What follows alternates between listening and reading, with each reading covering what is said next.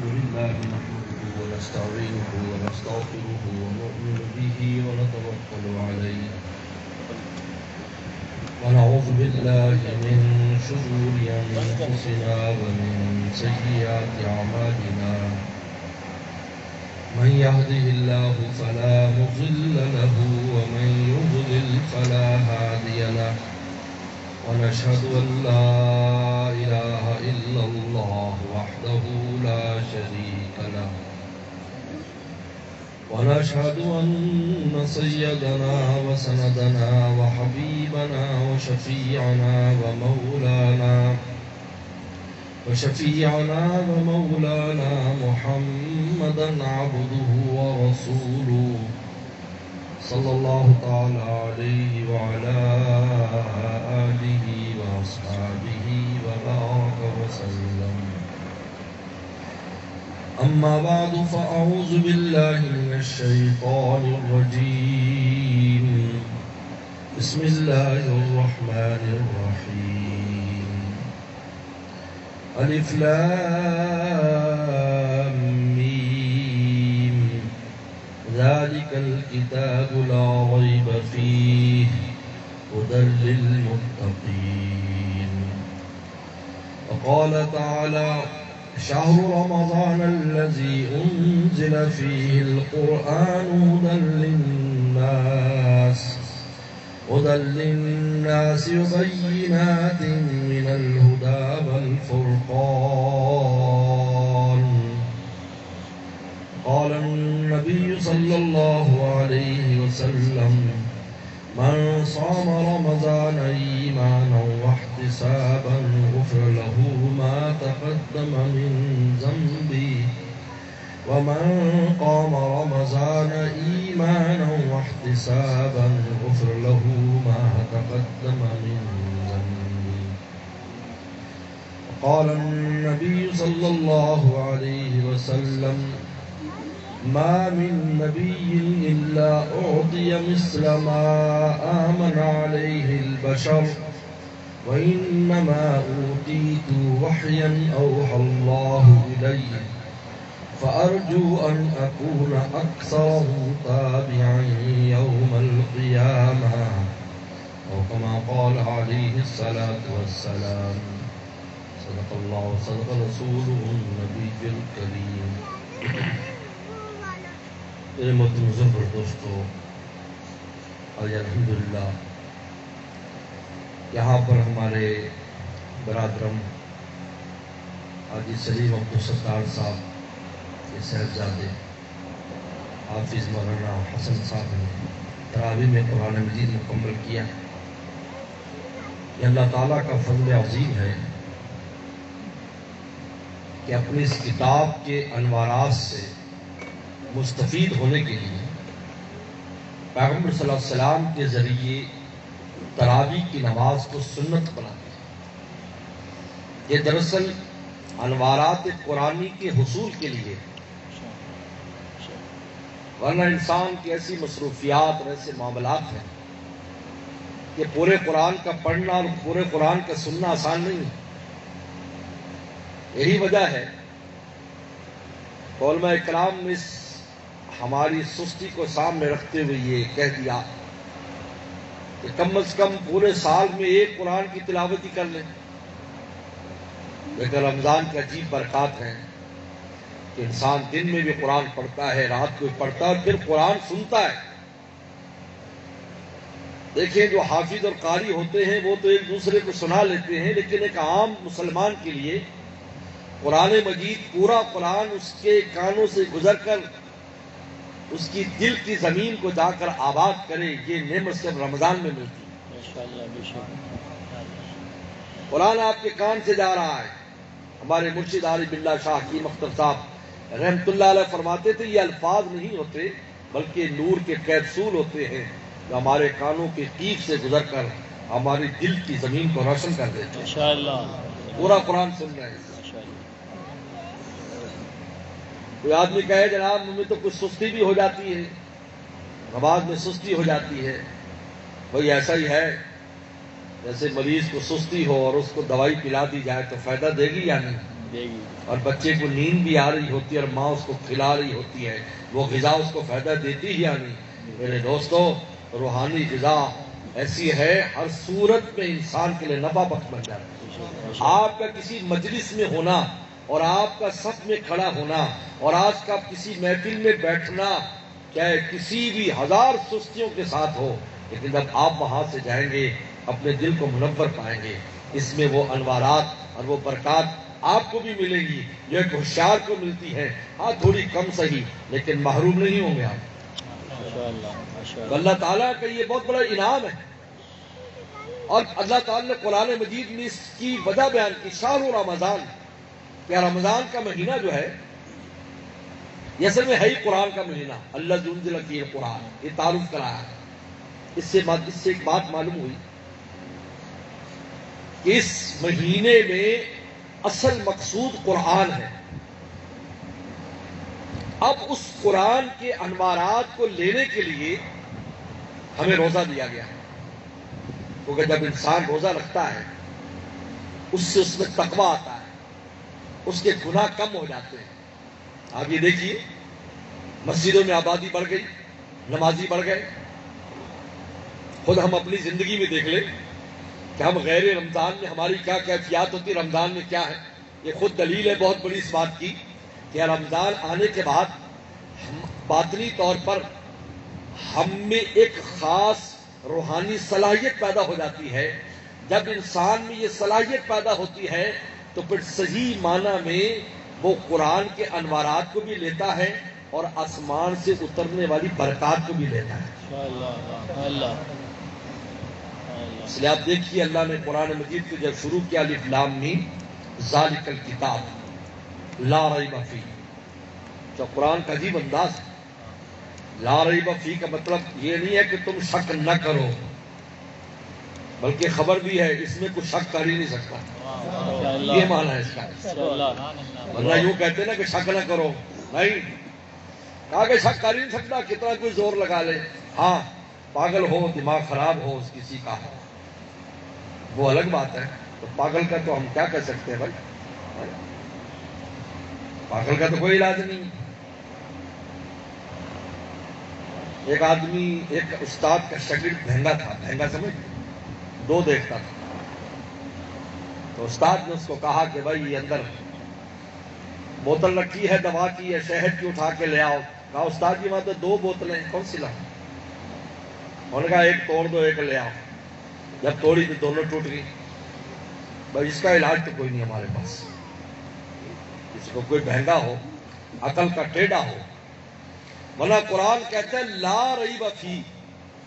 آپ یہ دیکھیے پیغمبر صلی اللہ علیہ وسلم نے قرآن مجید کا چیلنج پیغمبر سلام کے زبان مبارک سے آج سے 1500 سال پہلے آیا، اور ان لوگوں کے سامنے آیا کہ عربی زبان کی فصاحت بلاغت ان کے بائیں ہاتھ کا کھیل تھا۔ آپ عربوں کی تاریخ پڑھیں، عربوں کو عرب کہتے کیوں ہیں؟ عربی کا حقیقی معنی یہ ہے کہ جو اپنے مافی ضمیر کو اچھا ادا کر سکے، اور عجمی کہتے ہیں، عجم کہا جاتا ہے کوئی جانور اور گائے باں باں کرتا ہے، بکری میں کرتی ہے، یا کوئی الفاظ کوا کاں کاں کرتا ہے، یہ ایک طرح کی آواز جس کے اندر کوئی سر نہیں ہے، جس کے اندر کوئی الفاظ نہیں ہے، جس کو سننے والا ہزار کوشش کرے وہ فرق نہیں کر سکے گا کہ یہ اس نے دوسری بار کوئی نیا لفظ نیا ورڈ کہا ہوگا، اس کو عجم کہا جاتا ہے۔ یعنی عربوں کو اپنی زبان دانی پر اتنا ناز تھا کہ پورے عالم کو عجم کہتے تھے اور اپنے آپ کو عرب کہتے تھے۔ اللہ نے ان کو چیلنج دیا کہ بھائی ایسی کسی صورت لے آؤ، ایک آیت ہی لے آؤ۔ آج 1500 سال ہے، قرآن کا چیلنج موجود ہے۔ ایسا نہیں ہے کہ سارے عرب مسلمان ہیں، ایسا نہیں ہے، بلکہ غیر مسلموں میں بھی بہت عربی کے بڑے ماہرین ہیں۔ ورنہ آکسفورڈ یونیورسٹی میں جا کر عربی پر پی ایچ ڈی کیوں کرتے اگر وہاں ماہرین نہ ہوتے؟ بتائیے۔ یہودیوں کی یونیورسٹیاں، انگریزوں کی یونیورسٹیاں، امریکہ کی یونیورسٹیوں میں ہمارے سارے ملکوں سے، مسلمان ملکوں سے عربی میں اور اسلامیات میں پی ایچ ڈی کر رہے ہیں۔ وہاں جو یہودی ہیں یا نصرانی ہیں ان کو اتنی زیادہ عربی آتی ہے، اتنی زیادہ وہ قرآن فہمی اور حدیث فہمی کا دعویٰ کرتے ہیں۔ لیکن آسان راستے کو کسی نے اختیار نہیں کیا کہ اس جیسا بنا کر لے آتے. قرآن کا لا ریب فیہ، کوئی شک کر ہی نہیں سکتا اس میں. یہ ایسی کتاب خبر دی ہے، حکم نہیں دیا کہ شک نہ کرو. شک کر ہی نہیں سکتے، جتنی کوشش کر لو. بھائی سورج نکلا ہو آپ کو. آج کل تو ماشاءاللہ گرمی بھی اچھی پڑ رہی ہے، اندر سے بھوک گنا جلا رہی ہے اور باہر سے دھوپ گنا جلا رہی ہے. ڈبل کام ہو رہا ہے. روزگار صاف ہو جاتا ہے. آپ بتائیے سورج نکلا ہو اور وہ کہا کہ نہیں سورج نہیں نکلا اور ہم سب باہر بیٹھے ہوں اور سورج سر پر ہو جیسے آج چاند نے نکلا ہوا ہے. اب اگر اس کا کوئی انکار کرے گا تو آپ بتائیں اس کے انکار سے ہم میں سے کوئی متاثر ہوگا؟ کہ یار اس کا دماغی سلیم صاحب سے ریکویسٹ کریں گے یار ان کو کوئی مینٹل ہاسپٹل میں. گدو مندر، ہم جب اسٹوڈنٹ تھے یہاں بینوریٹول پڑھتے تو اسے گدو مندر بہت مشہور کوئی جگہ جہاں پاکوں کا علاج ہوتا ہے. گدو مندر بھیج دو. قرآن کا لا ریب فیہ ھدی للمتقین. اب قرآن کیا کہہ رہا ہے؟ یہ قرآن مجید سے صحیح معنی میں جو ہدایت حاصل کر سکتے ہیں وہ لوگ ہیں جن میں تقوی آتا ہے. اور تقوی نام ہے گناہوں سے دوری کا. جس قدر انسان میں تقوی آتا چلا جاتا ہے اس قدر قرآن اس کے لیے ہدایت کے راستے کھولتا چلا جاتا ہے. اس کی انوار اور برکات اس کو ملتی چلی جاتی ہے. میرے دوستو، اللہ تعالی نے رمضان کا مہینہ اور روزہ ہمیں دیا، دن کو ہمیں روزہ دے دیا تاکہ ہمیں تقوی کی کیفیت دن کے وقت آ جائے اور ہم سے گناہ دور ہو جائے. کیونکہ لعلکم تتقون روزہ دیا تقوی کے لیے ہے. جب اس میں تقوی آ جائے گا تو رات کو جب یہ مصلی پر کھڑے ہو کر قرآن پڑھے گا یا سنے گا پوری ہدایت کو اپنے اندر جذب کر لے گا. سبحان اللہ، ماشاءاللہ. یہ فارمولہ ہے شہر رمضان الذی انزل فیہ القرآن کا. ماشاءاللہ. اللہ تعالی نے جو ہمیں یہ روزے کا حکم دیا ہے اس میں فرشتوں والے اخلاق بھی اور اللہ والے اخلاق بھی. تخلق باخلاق اللہ. حدیث شریف میں اللہ کے اخلاق اختیار کرو. اب اللہ کا اخلاق کون اختیار کرے گا؟ یعنی تھوڑی کی دیر کے لیے ایسے کام کر لو کہ جس اللہ کی ذات نہ کھاتی ہے نہ پیتی ہے. کچھ دیر کے لیے تم ایسے ہو جاؤ ہمارے حکم سے کہ نہ کھاؤ نہ پیو نہ جنسی جذبات تمہارے اندر ہوں ان کے قریب لاؤ. جس طرح فرشتوں کے اندر یہ چیز ہے، جس طرح ذات الہی میں ہے. تھوڑی دیر کے لیے اگرچہ تم بندے ہو کمزور ہو لیکن تھوڑی دیر کے لیے اگر تم متصف ہو جاؤ گے ہم پر اس پر ہمارے دربار سے تم شاباش پاؤ گے. سبحان اللہ. تخلق باخلاق اللہ. اور رات کو نماز میں کھڑے ہو جاؤ، اپنی نیند کم کرو. لا تاخذ سنۃ ولا نوم. مولا سوتا نہیں ہے. تم بھی کچھ دیر کے لیے اپنے اوپر یہ چیز ڈال لو اور رات کو پھر جلدی اٹھو گے تم سحری کرنے کے لیے. لہٰذا نیند تمہاری رمضان میں کم ہو گئی. گھبرانا نہیں. یہ تخلق باخلاق اللہ. یہ اللہ کے اخلاق بھی اختیار کر رہے ہو، یہ فرشتوں کے اخلاق بھی اختیار کر رہے ہو. جب تم میں یہ اخلاق آئیں گے انا انزلناہ فی لیلۃ القدر، تو پھر ہم نے جو لیلۃ القدر میں اپنی کتاب اتاری تھی اس کتاب کے پوری انوار اور برکات تمہیں حاصل ہوں گی.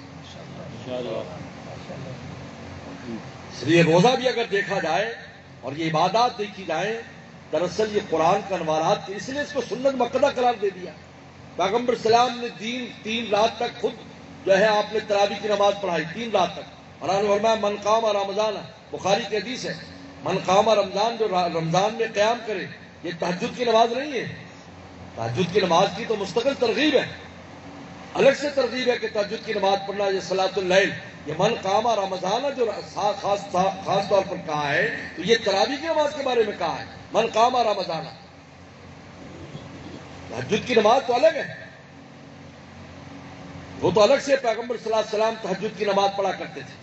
وہ معمول تو آپ کا رمضان غیر رمضان میں جاری رہتا تھا، لیکن اس کے ساتھ آپ نے یہی وجہ ہے کہ پیغمبر صلی اللہ علیہ وسلم نے وہ روایت جو آپ نے شعبان کے آخری جمعے میں فرمائی جس میں آپ نے فرمایا تھا ایمان والو اللہ نے اس کا روزہ فرض کر دیا ہے اور رات کی نماز تمہارے نفل بنائی ہے. لیکن پیغمبر صلی اللہ علیہ وسلم نے جس تاکید کے ساتھ فرمایا تو سنت مؤکدہ ہو گئی، کیونکہ ہر چیز رسول اللہ سے ثابت ہے. اس کے ثبوت کے طریقے ہیں، جس ثبوت سے جس طرح وہ چیز آئے گی ویسے اس کا حکم بنتا چلا جائے گا. جیسے وطر کی نماز ہے، پیغمبر السلام نے ہمیشہ وطر کی نماز پڑھی، سواری سے اتر کر آپ نے نماز پڑھی ہے، لہذا وطر واجب قرار دے دیا گیا. وطر انسان چھوڑ نہیں سکتا، اگر قضا ہو جائے تو اس کی قضا دینی پڑتی ہے، لیکن اس کے بعد اسی تاکید سے سنت مؤکدہ بنتی چلی گئی کہ پیغمبر السلام نے اس نماز کی ترغیب بھی دی اور 3 دن تک آپ نے یہ نماز خود پڑھائی، لیکن آپ نے مستقل نہیں پڑھائی، اس لیے کہ اگر آپ مستقل پڑھاتے تو اللہ تعالیٰ کو رسول اللہ کا ایسا عمل ایسا پسند آتا تھا، امت پر واجب کر دیتے، مشکلات ہو جاتی، مسافر کے لیے مشکل ہو جاتی. تو میرے محترم بزرگ اور دوستو، اس لیے پیغمبر السلام نے ارشاد فرمایا ایک حدیث میں کہ کوئی پیغمبر ایسا نہیں آیا اللہ تعالیٰ نے جس کو معجزات نہ دیوں، اور معجزات بھی ایسے کہ جس کو دیکھ کر لوگ ایمان لاتے تھے. موسیٰ صلی اللہ علیہ وسلم کا عصا تھا تو دیکھ کر ایمان لاتے تھے، سانپ بن جاتا تھا. بلکہ بڑے عجیب بات لکھی ہے، امام راضی رحمۃ اللہ نے قصہ لکھا ہے موسیٰ علیہ السلام کے عصا کے بارے میں، یعنی معجزے کے بارے میں بتایا کہ معجزہ جو ہے یہ براہ راست اللہ تعالیٰ کی ذات اس کو ڈیل کرتی ہے. یاد رکھو، اللہ تعالیٰ کی ذات چلاتی ہے، اس میں کوئی درمیانی اسباب نہیں ہوتے ہیں. ورنہ بظاہر جادو سے بھی ایک چیز نظر آتی ہے، لیکن اس جادو کے پیچھے خفیہ اسباب ہوتے ہیں جو نظر نہیں آتے لیکن ہوتے ضرور ہیں. جس طرح کٹ پتلیوں کا اگر آپ نے کھیل کبھی دیکھا ہو تو اس پتلیوں کا اتنی باریک تار لگی ہوتی ہے کہ وہ دیکھنے میں نظر نہیں آتی، اور ہم حیران ہوتے کہ یہ پتلیاں پہ باتیں بھی کر رہی ہیں، اچھل کود کر رہی ہیں، لیکن وہ پیچھے تار نظر نہیں آتی. اسی طرح جادو میں پیچھے چیز اسباب ہوتے ہیں لیکن وہ نظر نہیں آتے، لیکن معجزہ وہ ہے کہ جس کے پیچھے کوئی سبب نہیں ہوتا، ذات الہی ہوتی. امام راضی رحمۃ اللہ علیہ نے اس فرق پر ایک واقعہ بیان کیا کہ اب فرعون نے اعلان کیا کہ جادوگروں کو اکٹھا کیا کہ مقابلہ کرنا ہے. اس نے سمجھا جادو ہے، میں غور نہیں کیا، اس کو کہا جادو ہے، جادوگر مقابلہ بلا لیے. تو ان میں 2 بھائی تھے، وہ جادو کے بڑے ماہر تھے، پڑھے لکھے تھے، یعنی پڑھے لکھے جادوگر تھے. عجیب بات ہے، موسیٰ السلام کے اوقال پر جو جادوگر آئے تھے یہ پڑھے لکھے تھے، جاہل نہیں تھے، شعبدہ باز نہیں تھے، حقیقت میں جادو کا علم جانتے تھے. یہ ہمارے والد صاحب مولانا نیاز احمد صاحب رحمۃ اللہ علیہ ہمیشہ فرماتے تھے انسان کو جاہل نہیں رہنا چاہیے. اگر دینی تعلیم میں دن نہیں لگ رہا تو دنیاوی تعلیم حاصل کر رہے، وہ بھی جب دین سمجھے گا تو جلدی سمجھ جائے گا. جاہل نہ رہے. جہالت سب سے بڑی بیماری ہے، یاد رکھو. روحانی بیماریوں میں 2 بیماریاں سب سے بڑی ہیں، ایک جہالت اور ایک بخل. بخیل آدمی، حضرت صدیق رضی اللہ تعالیٰ فرماتے بخاری میں، ایو دائی ادو من البخل، فرمایا کہ بخل سے بڑی کوئی روحانی بیماری نہیں. آدمی بخیل ہو، مواقع خرچ میں خرچ نہ کرے. اور دوسرا جہالت، یہ بالکل علی سے بے نہیں جانتا، نہ دینی تعلیم نہ دنیاوی. اس آدمی کو سمجھانا آسان نہیں ہے، اس کو تو پھر ڈنڈا سمجھاتا ہے. جیسے ایک اللہ والے کے پاس ایک آدمی گیا، انہوں نے کہا یہ پوری دنیا کے نظام کشش پر ہے، کشش پر. یہ سب نے ایک دوسرے کو کھینچا ہوا ہے، یہ کشش سے چلتا ہے اور کوئی حقیقت نہیں اس کی. بندے کے ارادے کا کوئی دخل نہیں، سب کشش سے نظام ہے. انہیں بہت دلائل دی سمجھ نہیں آئی، ان کا بالکل اجھل معلوم ہوتا ہے. انہیں ڈنڈا اٹھا کے سر پہ مارا ہے. انہوں نے کہا عجیب بدتمیز ہے، آپ بزرگ کہلاتے ہیں، میرے سر میں ڈنڈا مار دیا. کہ میں نے نہیں مارا، آپ کے سر مبارک نے میرا ڈنڈا کھینچا. میں نے نہیں مارا، میں تو مجرم ہوئی نہیں، ڈنڈا آپ کے سر مبارک نے کھینچا ہے. اس کو بات سمجھ، اب بات سمجھے. ہاں اچھا، او یہ تو بات ٹھیک ہے. اگر ایسے تو ہر بندہ کہے گا بھائی ہم نے تو مارے ہی نہیں ہے، تم نے خود کھینچی یہ چیز جو تجھے جا کے لگی، میری گولی تجھے لگی ہے تو تم نے کھینچی ہے، میں نے کب مارا ہے. تو خیر یہ پڑھے لکھے جادو کرتے. ہمارے والد صاحب کا عجیب نقطہ بیان کرتے تھے کہ اگر یہ جادو کا علم نہ رکھتے ہوتے تو موسیٰ السلام کے معجزے اور جادو میں فرق نہیں کر سکتے تھے. فرق علم کی وجہ سے کیا. وہ جانتے تھے کہ یہ معجزہ نہیں، یہ جادو نہیں ہے جو موسیٰ السلام لے کر آئے. ان کے پاس جو علم تھا اس پر تولا. انہوں نے کہا بھائی یہ ہم جو کر رہے ہیں وہ اور چیز ہے، یہ جو لائے یہ اور چیز ہے، اور یہی چیز اس کی ہدایت کا ذریعہ بن گئی. فرق دیکھا، ہو یہ کوئی اور طاقت ہے اس کے پیچھے. دیکھ رہے کچھ اور طاقت ہے جو اس کو چلا رہے اس نظام کو. جیسا مولانا رومی نے کہا ہے، مولانا رومی فرماتے ہیں اے لوگو تم مشک ختن کو خطن کا جو مشک ہے تم اس کو کہتے ہو یہ خوشبو دے رہا ہے، وہ تو خون سے بنا ہے. خون میں کبھی خوشبو ہی نہیں، اس کے پیچھے میرے یار کی زلفوں کی خوشبو ہے، یعنی میرے مولا کا حکم ہے جس نے خوشبو پیدا کر دی، ورنہ خون کے اندر کہاں خوشبو آتی ہے؟ بتاؤ بھائی، خون میں خوشبو آتی ہے؟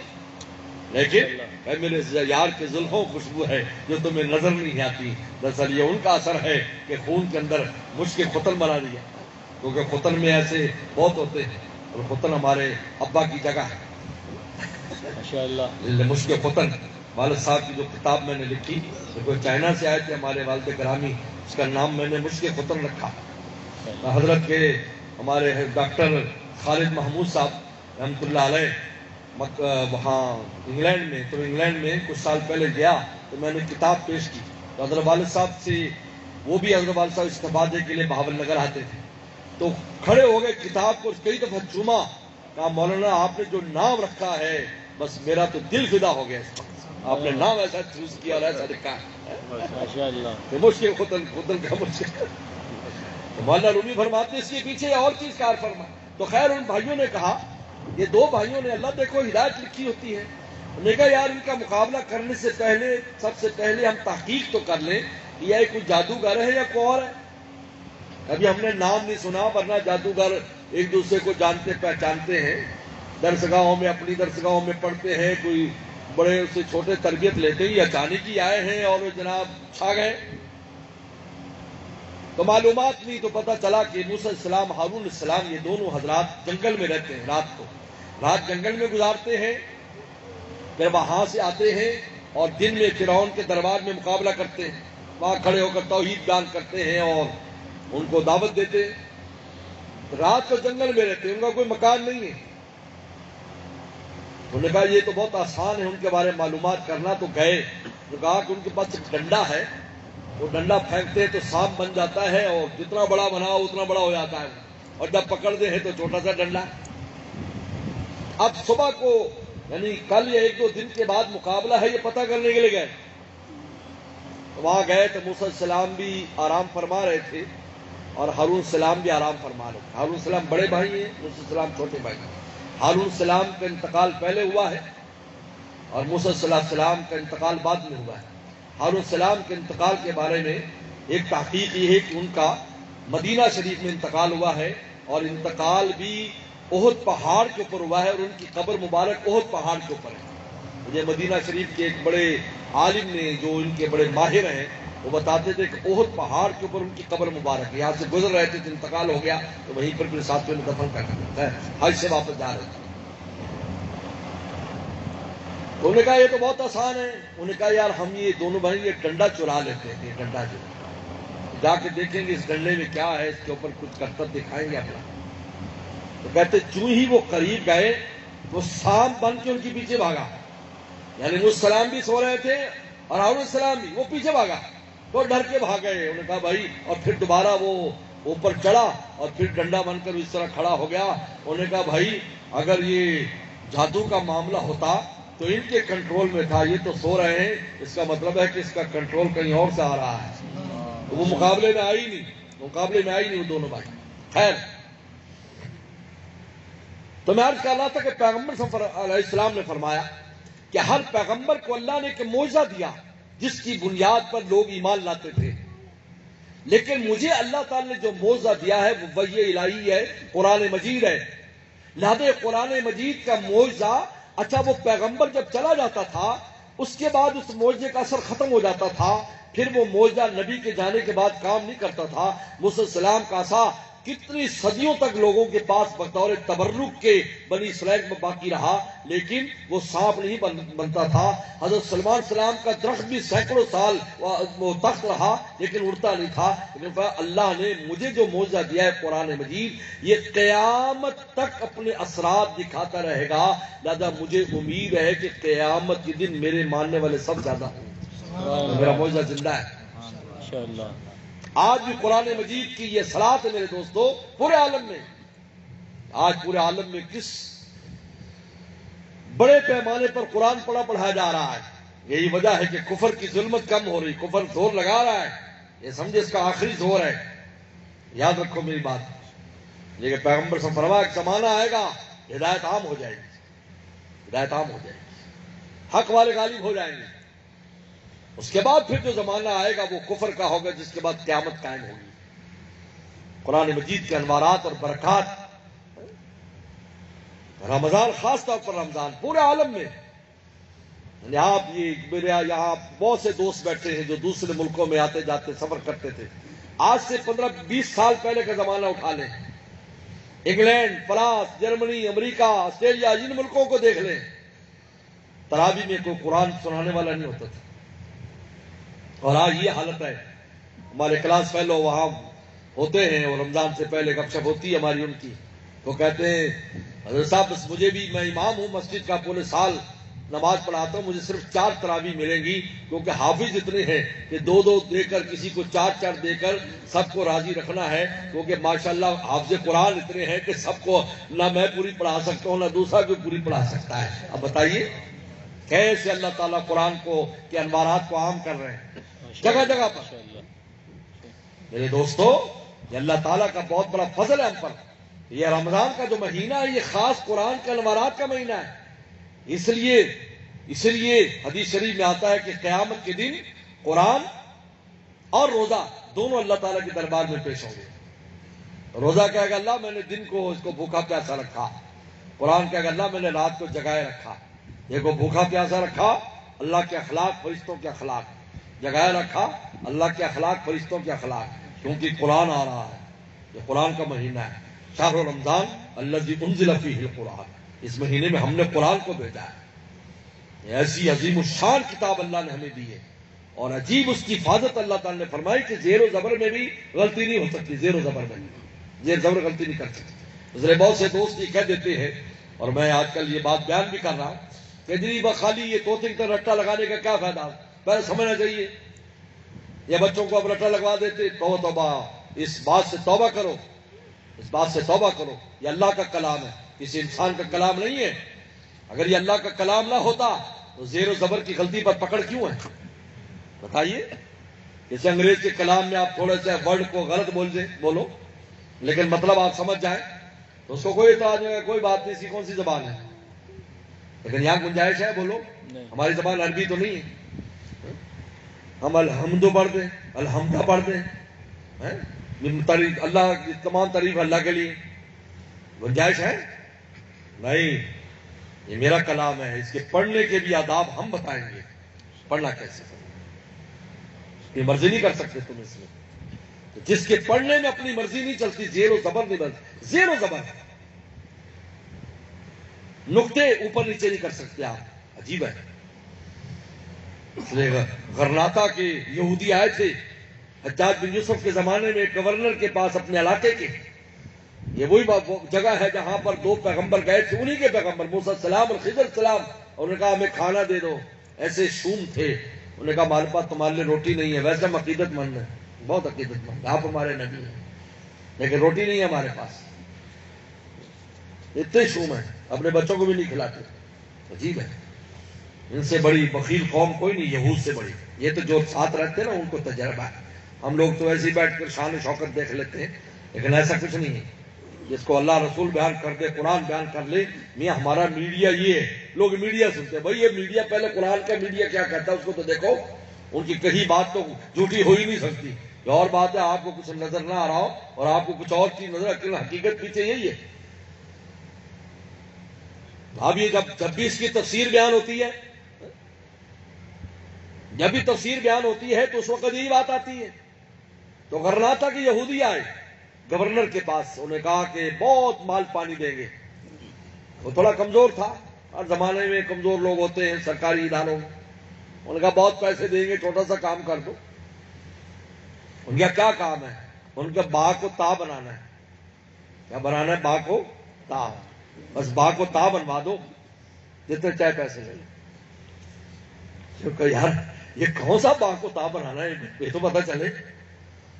ان کا قرآن مجید کا، قرآن مجید کا، اور قرآن مجید کا تو زیر زبر نہیں ہو سکتا، زبر زیر نہیں، تو کہاں باغ کو تا، لیکن بات تو بتاؤ۔ انہوں نے کہا ہماری قوم کا جو واقعہ لکھا ہے سورہ کہف میں، فَأَبَوْا أَن يُزَيِّفُوهُمَا، اباؤ کا معنی، ابا یابا کا معنی عربی زبان میں انکار کرنا، انکار کرنا، اباؤ انہوں نے انکار کر دیا یزیفوہما کہ ان کی مہمانی کرے. انہوں نے کہا اباؤں کو عطاؤ کر دو. عطا یاتی کا معنی ہے فوراً آنا، حاضر ہو جانا. کہ عطاؤ کہ وہ دوڑے ان یزیفوہما ان کی مہمانی کے لیے. کہا کہ باغ کو تا بنا دو اور یہ ہمارے منہ پر جو کالک ملی ہمارے بڑوں نے، یہ کالک ہمارے منہ سے اتر جائے. انہوں نے کہا پوری دنیا کی دولت کا بھی ڈھیر لگا دو، یہ کسی کے بس میں نہیں ہے، کیونکہ انا لہو لحافظون. اللہ فرماتے ہیں ہم حفاظت کرتے ہیں، جس کی مولا حفاظت کرے اس کو کون بگاڑ سکتا ہے. سبحان اللہ، ماشاءاللہ، بے شک.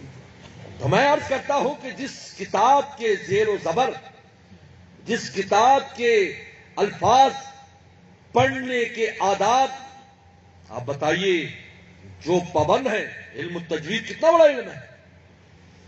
اور یہ کہہ دینا کہ اگر معنی سمجھ نہیں آیا تو قرآن پڑھنے کا کیا فائدہ ہے، یہ بے ادبی کی بات ہے. کہ اللہ کا کلام ہے. اس لیے ہمارے والد صاحب اس پر استدلال کرتے تھے بخاری کی حدیث سے کہ الف لام میم، جہاں رسول اللہ صلی اللہ علیہ وسلم نے ارشاد فرمایا، بخاری کی حدیث ہے، ہر حرف پر 10 نیکیاں ملتی، ہر حرف پر.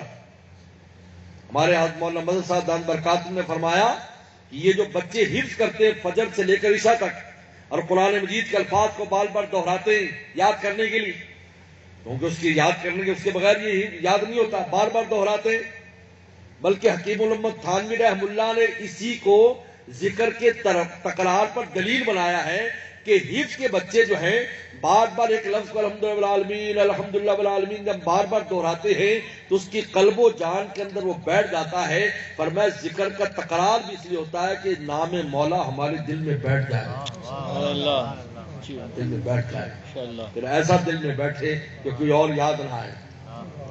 چھایا ہے دل پہ جب سے تیری یاد کا عالم، ہر ذرہ مجھے مظہر جانا نظر آیا. تکرار اس لیے کہ ابن تیمیہ زندہ ہوتے تو میں ان سے پوچھتا کہ بچوں کا حفظ کا تکرار کرنا تو تم جائز قرار دیتے ہو، اس کے اوپر کیوں اعتراض کرتے ہو؟ یہ بھی اس لیے ہے تاکہ ہمارے دل میں نام مولا بیٹھ جائے اور اس کے اوپر لکھا جائے. بلکہ ہمارے دادا پیر شاہ عبد الغنی پھول پوری رحمۃ اللہ علیہ وہ واقعہ بیان کرتے ہیں. ایک واقعہ ہمارے دادا پیر بیان کرتے تھے، اور بعد میں نے تاریخ فرشتہ میں خود اس واقعے کو دیکھا ہے. میرے پاس کتاب ہے، میں نے نشان بھی لگایا ہوا ہے کہ ایک ہندو راجا تھا احمد آباد میں، یہ گجرات کے علاقے میں. تو اورنگزیب عالمگیر کی فوجیں وہاں پر گئیں، 5 سال انہوں نے وہاں جہاد کیا. اورنگزیب عالمگیر مرہٹے وہیں سے تعلق رکھتے تھے. تو وہاں پر ایک جو ہے وہ وہاں کا جو بڑا راجا تھا وہ ایک مورتی کو پوچھتا تھا، اور وہ مورتی کا عاشق تھا. یہ عاشق تھا، جب آتا جاتا اس کو دیکھتا، جب آتا جاتا اس کا ایسا عشق کا حال تھا، بار بار اس کو دیکھتا پوچھتا. جب بھی اپنے کام میں جا رہا ہے آ رہا ہے تو اس کو ایک نظر دیکھتا. وہ مورتی اس کے اپنے بیڈ روم میں رکھی تھی. یہاں شروع ہوا. خیر مسلمان فصیل سے یعنی دیوار سے اندر گھس گئے تو ایک مسلمان کے سامنے وہ راجا آیا تو اس نے زور سے اس کو تلوار ماری اس کے دل کے حصے پر، تو اس کا دل باہر آ گیا، اندر سے باہر گر گیا. اور وہ تو دیکھا کہ دل تڑپ رہا ہے تو اس نے اس کے دل کو پکڑا ایسے مسلمان نے. تو جب ایسے کر کے اس نے غور کیا تو حیران ہو گیا، اس دل کے اوپر مورتی کی تصویر بنی ہوئی تھی، جس طرح جسم پر ٹیٹو بنا ہوتا ہے. یہ واقعہ تاریخ فرشتہ میں انہوں نے لکھا ہے. یہ میں نے اپنے شیخ سے سنا کہ ہمارے دادا پیر بیان کرتے تھے. بعد میں میں نے دیکھا تاریخ فرشتے میں احمد آباد کی جہاد میں اورنگزیب عالمگیر کی کہ مورتی کی تصویر بنی. تو حیران ہو گیا اور اس نے وہ دل کو کاٹا اور اپنے بڑے کے پاس لے گیا. انہوں نے کہا یہ دیکھو یہ عجیب بات ہے. کہا تو عجیب ہے بھائی، یہاں پر اندر دل کے اندر کوئی آپریشن کر کے یہ کسی نے ٹیٹو بنایا. تو کہا کہ اس نے پھر جو بڑا تھا انہوں نے کہا دیکھو گھر کی تلاشی لیتے ہوئے ذرا غور کرو. بڑا سمجھدار تھا، ذرا غور کرنا، چیزوں کو برباد نہیں کرنا، ہر چیز کو پہلے دیکھنا ہے بعد میں جمع کرنا ہے. تو چلتے چلتے جب اس کے بیڈ روم میں گئے تو دیکھا کہ وہ مورتی وہاں پر رکھی ہے، جس مورتی کے عشق کی اور محبت کی وجہ سے اس کے دل پر اس کا نشان بن گیا تھا.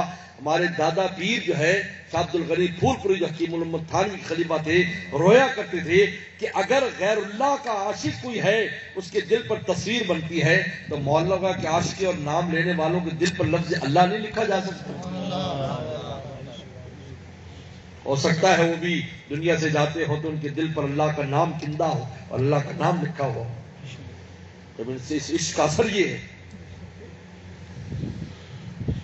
تو خیر میرے دوستوں، تو حضرت مولانا مدد صاحب فرمایا کرتے تھے کہ فجر سے لے کر عشاء تک ایک بچہ یہ جو پڑھتا ہے بار بار تکرار کرتا ہے، تو کہا کہ ایک بچہ روزانہ 2.5 کروڑ نیکیاں کماتا ہے. 2.5 کروڑ.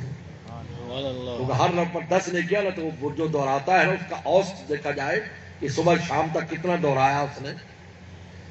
اس میں سبزی بھی سنانا ہوتا ہے، کسی منزل بھی سنانی ہوتی ہے، اگلا مطالعہ بھی کرنا ہوتا ہے. 3 چیزیں کرنی ہوتی، مطالعہ، سبقی اور منزل، اور پھر ان کو دہرانا ہے. تو آپ نے فرمایا، بخاری کی حدیث میں آتا ہے کہ ہر حرف پر 10 نیکی ملتی ہے. اور فرمایا کہ اس لیے الف لام میم کو ایک حرف نہ سمجھو، یہ 3 حرف ہے. الف الگ ہے، لام الگ ہے، میم الگ ہے. ہمارے والد صاحب فرمایا کرتے تھے رسول اللہ صلی اللہ علیہ وسلم نے جو مثال دی ہے قرآن پر اجر کی، وہ ایسا لفظ دیا جس کا معنی کوئی نہیں جانتا. 3.5 لاکھ تفسیریں ہیں، 3.5 لاکھ قرآن کی تفسیریں لکھی جا چکی ہیں اور بھی لکھی جا رہی ہیں. یہ سمندر ہے، عبداللہ ابن عباس فرماتے ہیں ایسا سمندر ہے قیامت تک اس میں سے امت موتی نکالتی رہے گی، لیکن اس کی موتی ختم ہونے والی نہیں. یہی وجہ ہے کہ اس کے اندر ایسا اثر ہے. آپ 10 بار قرآن مجید تلاوت کر لیں، روزانہ 1 قرآن پڑھیں، 2 قرآن پڑھیں، اس کی لذت ختم نہیں ہوتی.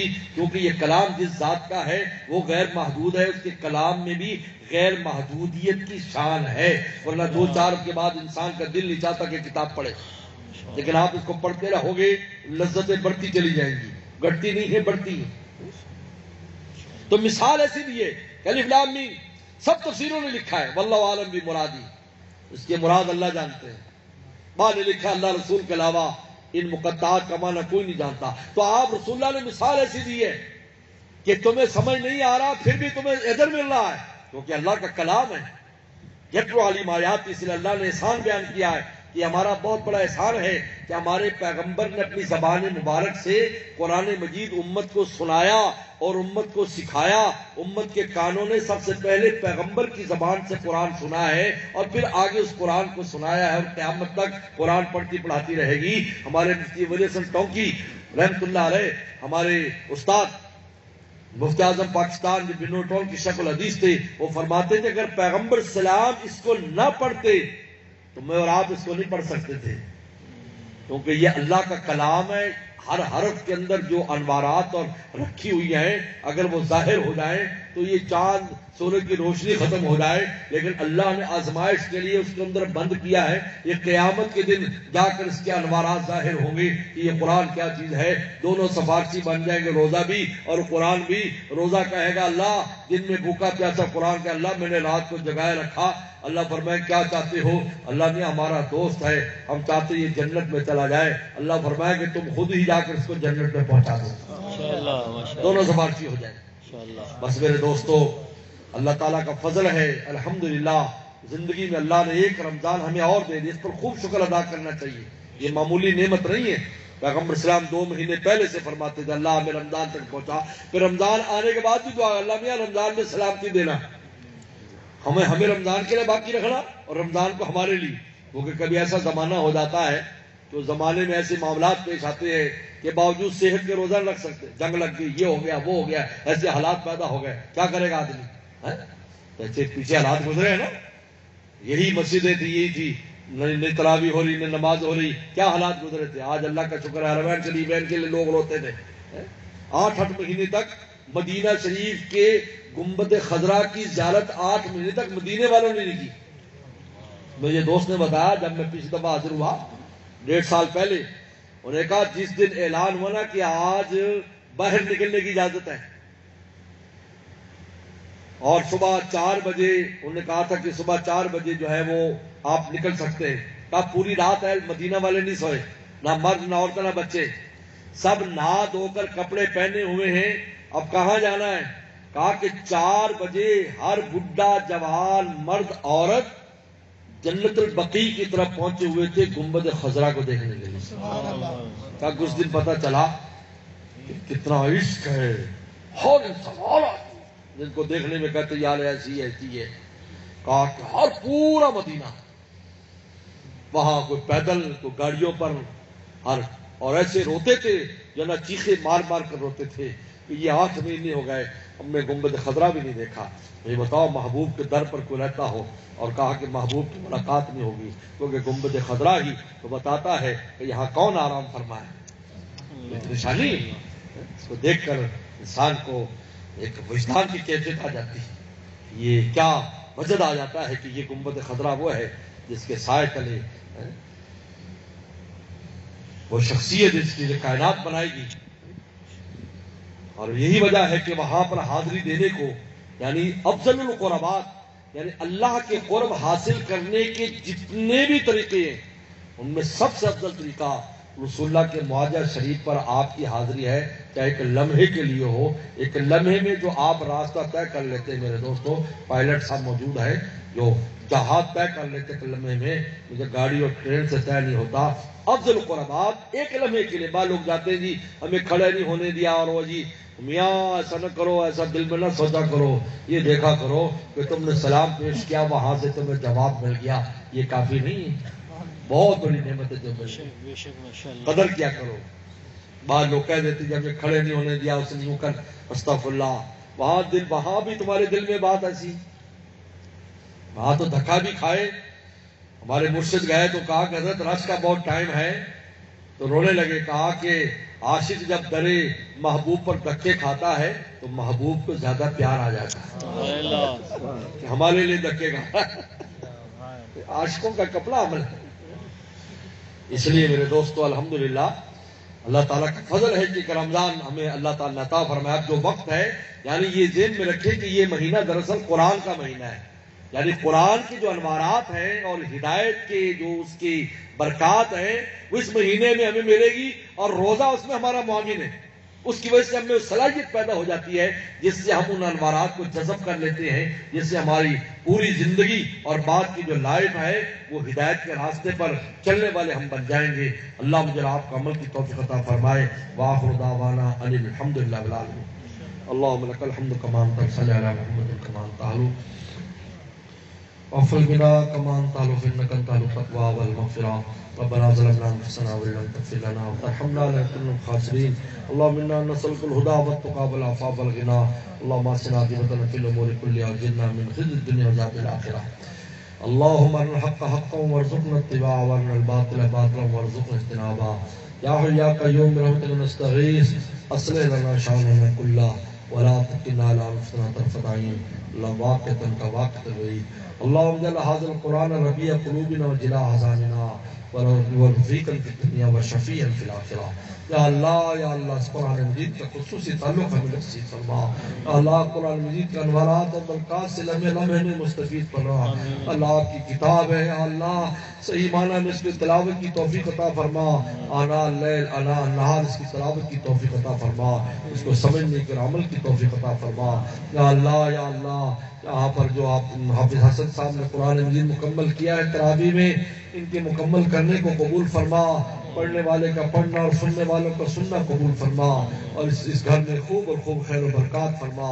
اس گھر سے ہر قسم کے شر کو دور فرما اور ہر طرح کی خیریں یا اللہ مکینوں کو عطا فرما. اس کے ذرے ذرے میں یا اللہ عافیت پیدا فرما. اللہ اس قرآن مجید کی برکت سے پورے عالم میں قرآن پڑھا جا رہا ہے، یا اللہ ہدایت کو عام فرما، ہدایت کو عام فرما، ہدایت کو عام فرما. امت مسلمہ کو ولایت خاصہ نصیب فرما. غیر مسلموں کو بھی ایمان کی توفیق عطا فرما. عالم اسلام کی اور پاکستان کی حفاظت فرما.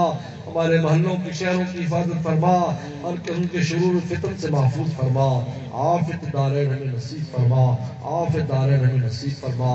یا اللہ بغیر استحقاق کے ہمیں بھی ہماری اولاد کو قیامت تک آنے والی ہماری نسلوں کو اپنی ولایت اور دوستی نصیب فرما. اپنی ولایت اور دوستی نصیب فرما. اپنا عشق بھی نصیب فرما. اپنے رسول اللہ صلی اللہ علیہ وسلم کے عشق بھی نصیب فرما. کتاب اللہ کا عشق بھی نصیب فرما. کعبۃ اللہ کا عشق بھی نصیب فرما. مسجدوں کا عشق بھی نصیب فرما. اور یا اللہ اہل اللہ کا عشق بھی نصیب فرما. یا اللہ یا اللہ اللہ ہر لمحہ حیات میں آپ کو راضی رکھنے کی توفیق عطا فرما، آپ کی ناراضگی سے بچنے کی توفیق عطا فرما۔ یا اللہ ہمارے تمام مرحومین مرحومات کی مغفرت فرما، ہمارے والدین اساتذہ مشائخ عزیز و قاری کی مغفرت فرما۔ اللہ بچے نے اس کے دادا عبدالستار صاحب مرحوم کی مغفرت فرما، ہمارے تمام یا اللہ دوست احباب پوری امت مسلمہ مرحومہ کی مغفرت فرما۔ یا اللہ یہ مہینہ ہی عتق من النیران، یا اللہ دوزخ سے چھٹکارے کا ہے، یا اللہ سب کی بخشش فرما۔ یا اللہ کسی ایک بھی ایمان والے کو محروم نہ فرما، جو دنیا میں زندہ ہے یا دنیا سے جا چکے ہیں، یا اللہ چھوٹے بڑے سب کی مغفرت فرما۔ یا اللہ سب کو جہنم سے چھٹکارا نصیب فرما۔ یا اللہ خطاؤں کو غلطیوں کو معاف فرما، ہماری بھی معاف فرما، ان کی بھی معاف فرما۔ یا اللہ تمام بیماروں کو شفا عطا فرما، بیماروں کو شفا عطا فرما، بیماروں کو شفا عطا فرما، پریشان دوستوں کی پریشانی دور فرما، رزق روٹی کے جو وسائل جس میں خیر و برکت فرما ان میں خیر و برکت فرما۔ یا اللہ یا اللہ یا اللہ ہمارے یہاں ہر قسم کے قرضوں سے کے بوجھ سے ہمیں غلبت رجال اور غلبت دیون سے محفوظ فرما، ہمیں محفوظ فرما۔ یا اللہ ہر طرح کی عافیت میں نصیب فرما۔ حرمین شریفین جو ساتھ دوست چلے گئے اور جو جا رہے یا اللہ ان کے سفر کو قبول فرما، حرمین کی برکات کو پورے عالم پر عام اور تام فرما۔ یا اللہ حج کا بربری، یا اللہ حج کے اندر بھی ہر طرح کی آسانیاں فرما، جو ارادہ رکھتے ہیں ان کے لیے ہر طرح کی آسانیاں پیدا فرما۔ یا اللہ اور دوست کی جو بھی حاجت ہے، ماں بہن کی جو بھی حاجت ہے، اپنے خزانوں سے ہماری حاجات کو پورا فرما، اپنے خزانوں سے ہماری حاجات کو پورا فرما۔ اللہم انا نسألک من خیر ما سألک منہ نبیک محمد صلی اللہ علیہ وسلم ونعوذ من شر ما استعاذک منہ نبیک محمد صلی اللہ علیہ وسلم، انت المستعان وعلیک البلاغ ولا حول ولا قوة الا باللہ۔ ربنا تقبل منا انک انت السمیع العلیم۔ صلی اللہ تعالی علی خیر خلقہ محمد وآلہ وصحبہ اجمعین۔